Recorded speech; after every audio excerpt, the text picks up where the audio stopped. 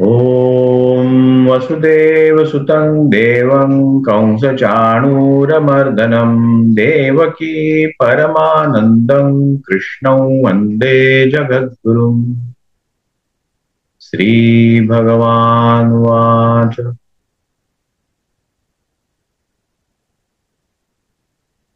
वासांसि जीर्णानि यथा विहाय नवानि गृह्णाति नरोपराणि तथा शरीराणि विहाय जीर्णानि अन्यानि संयाति नवानि देहि। श्रीमद् भगवद गीता का द्वितीय अध्याय सांख्य योग का पठन हम कर रहे हैं। गीता जयंती के उपलक्ष्य में जो मोक्षदा एकादशी 1 दिसंबर को आने वाली है। कल हमारा पाठ द्वितीय अध्याय के 22वें श्लोक तक हुआ था। आज 22वां श्लोक मैंने फिर से एक बार दोहराया और 23 के श्लोक से हम फिर से आरंभ करेंगे आज का पाठ। यहां पे भगवान हमें हमारे जो मूल स्वरूप है उसके बारे में अवगत कराते हैं। बहुत ही महत्वपूर्ण ये अध्याय है, ध्यानपूर्वक सुनिएगा। मैं बहुत ही धीमे रफ्तार में पठन कर रहा हूं ताकि आप भी मेरे साथ गीता का पठन और गायन कर सके। द्वितीय अध्याय 13वां श्लोक 23वां श्लोक।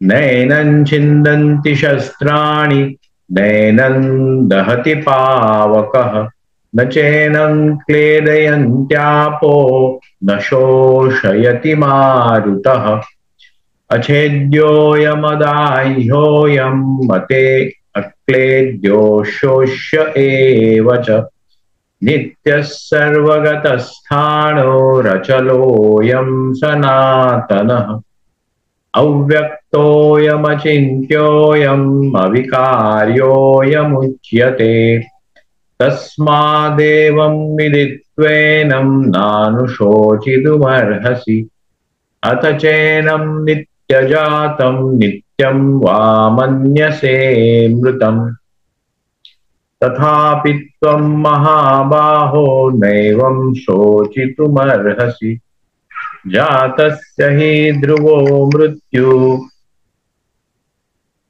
ध्रुवं जन्म मृतस्य च तस्मादपरिहार्येऽर्थे न त्वं शोचितुमर्हसि अव्यक्तादीनि भूतानि व्यक्तमध्यानि भारत अव्यक्तनिधनान्येव तत्र का परिदेवना आश्चर्यवत् पश्यति कश्चिदेनम् आश्चर्यवद्वदति तथैव चान्यः आश्चर्यवच्चैनमन्यः शृणोति श्रुत्वाप्येनं वेद न चैव कश्चित्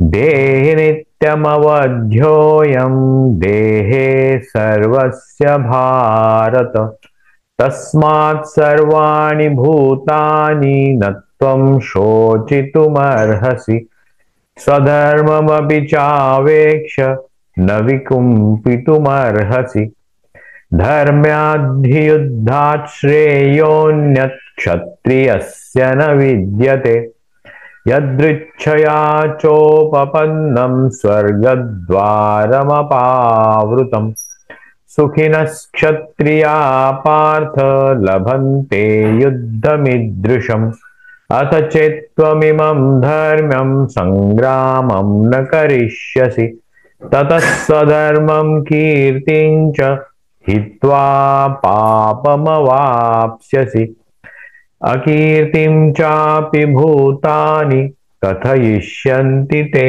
व्ययाम् संभावितस्य चाकीर्तिर्मरणादतिरिच्यते।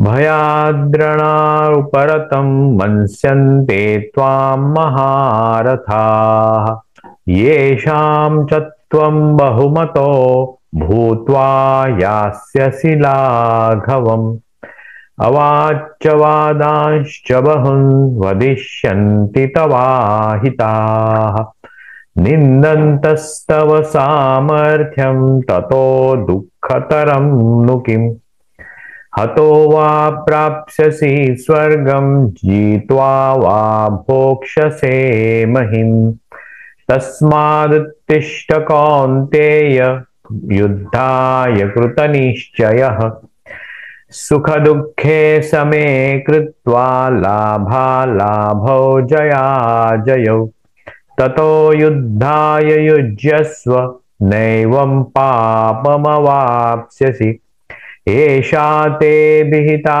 सांख्ये बुद्धिर्योगे त्विमां शृणु बुद्ध्या युक्तो यया पार्थ कर्मबन्धं प्रहास्यसि नेहाभिक्रमनाशोऽस्ति प्रत्यवायो न विद्यते स्वल्पमस्पृश्य धर्मस्य त्रायते महतो भयात् व्यवसायात्मिका बुद्धेरेकेह कुरु नन्दन बहुशाखाहनन्ताश्च बुद्धयो व्यवसायिनाम् यामिमां पुष्पितां वाचं प्रवदन्त्यविपश्चितः वेदवादरताः पार्थ नान्यदस्तीति वादिनः कामात्मानः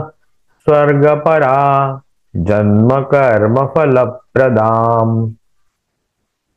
क्रियाविशेषबहुलां भोगैश्वर्यगतिं प्रति भोगैश्वर्यप्रसक्तानां तया परतचेतसां व्यवसायात्मिका बुद्धिर्समाधौ न विधीयते त्रैगुण्यविषया वेदा नैस्त्रैगुण्यो भवार्जुन निर्द्वन्द्वो नित्यसत्त्वस्थो निर्योगक्षेम आत्मवान् यावानर्थ उदपाने सर्वतः सम्प्लुतोदके तावान् सर्वेषु वेदेषु ब्राह्मणस्य विजानतः कर्मण्येवाधिकारस्ते मा फलेषु कदाचन मा कर्मफलहेतुर्भूर्मा ते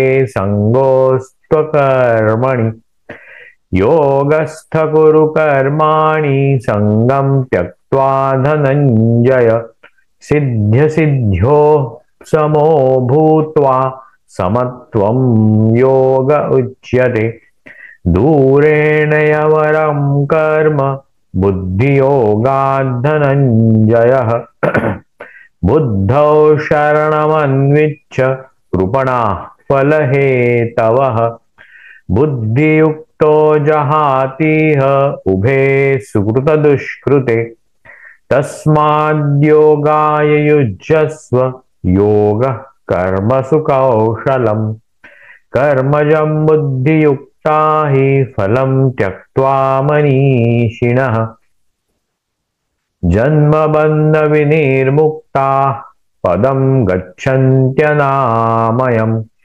यदा ते मोहकलिलं बुद्धिर्व्यतितरिष्यति तदा गन्तासि निर्वेदं श्रोतव्यस्य श्रुतस्य च श्रुतिविप्रतिपन्ना ते यदा स्थास्यति निश्चला समाधावचला बुद्धिस्तदा योगमवाप्स्यसि। ओम शांति शांति शांति। हरि ओम तत्सत। दूसरे अध्याय का 53वां श्लोक तक हमने पठन किया आज। कल हम 54 से आखिर तक हम पठन करेंगे। हर रोज करीब 20 या 25 श्लोकों का पठन करने का हम सोचे हैं। करीब करीब 10 मिनट का ही समय लगता है, ज्यादा नहीं। तो उसमें अ, हम अच्छी तरह से उसका पाठ भी कर सकते हैं, ज्यादा अपने आप पे प्रेशर भी नहीं आता। तो आज का पाठ यहीं समाप्त करते हैं। ओम शांति शांति शांति। वसुदेव सुतं देवं कंसचाणूरमर्दनं देवकी परमानन्दं कृष्णं वन्दे जगद्गुरुं। श्रीकृष्णं वन्दे जगद्गुरुं। हरि ओम तत्सत्। हरि ओम तत्सत्। हरि ओम तत्सत्। श्री राम कृष्णार्पणमस्तु।